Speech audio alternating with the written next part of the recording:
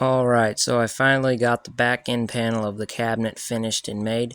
The process of making this was basically exactly the same as when I made the side end panels, other than none of these panels had to be cut out of the end panel. There's no holes in the back of this. But I thought I'd take some videos and pictures to document it, so in this video I'm going to show you how I made it. First off, I played around with the walnut burl book match pattern until I found the perfect one that I liked. And then after I got it all sitting how I wanted, I taped some 3/4 inch poplar in between all of the pieces, which is the same size as all of the walnut strips that will go in it afterward. That way I won't be ripping out a bunch of my walnut burl when I do the dados. I'll just be ripping out the poplar veneer. Then I glued it up, and here it is after I got done taking it out of the press. Next, I made a 1/4 inch by 1/4 inch dado around all of the individual walnut burl panels. This is for the Wingate border strip that's going to go on. Okay, so just got done sanding all of the Wingate inlay strips for the back of the cabinet. So as you can see, these go right down in the crack. Fit perfectly, and they're just slightly sticking up above the surface of the panel. That way I have enough, I can just take a card scraper and do a pass or two and they'll be flat after I glue them in. A few moments later. Alright, so what I've done so far, as you can see, each one of these panels are numbered 1, 2, 3, 4, 5, 6.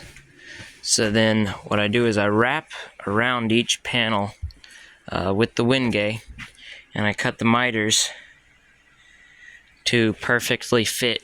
Each piece is the perfect length all the way around. And then when I get all of those pieces fit on the panel number 1, I mark each one number 1 left, number 1 right, number 1 top, bottom, and then I wrap tape around it to hold all 4 pieces together and put its number that corresponds to the panel on it. So I have number 1 and 2 done so far. Now I'm working on number 3. You can see first miters are lining up nicely.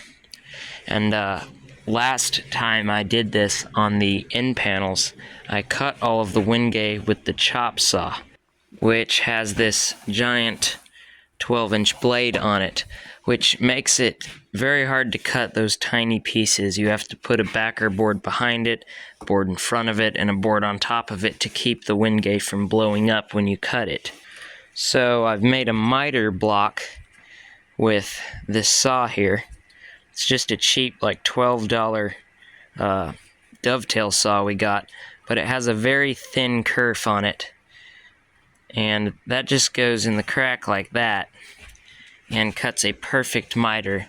And I put some blue tape on this edge, like 4 or 5 layers in places that needed it, to get the piece that sits on here to get it perfectly square.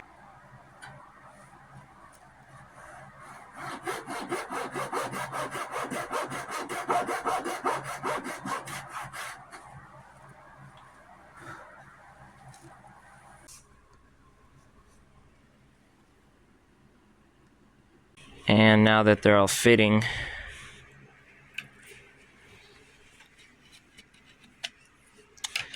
I mark them and move on to the next. And this is when I'm gluing them in, and you can see in this picture there's a couple screws stuck into the panel.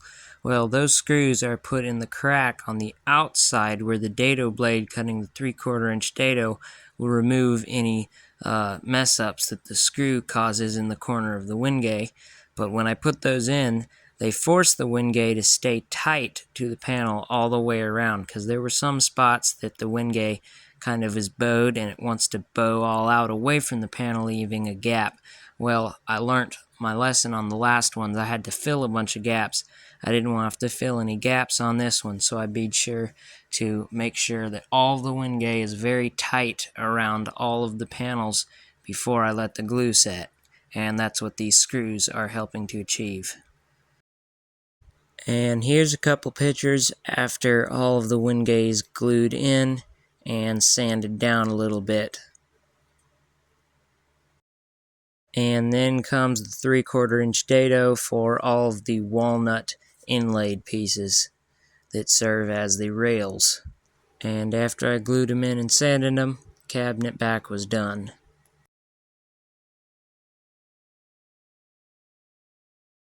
Alright, so I just got the panel kind of somewhat attached to the back of the cabinet. So I just put a clamp across the top, this clamp to hold it down because it was kind of lifting up in that corner. But both of the rails are flush now, so this is how it would look basically when the cabinet's finished.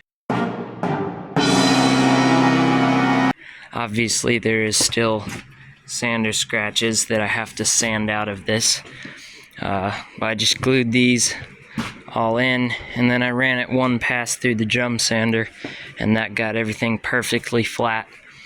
So now all there is to do is to orbital sand the scratches out, get the panels perfectly finished and ready for finishing.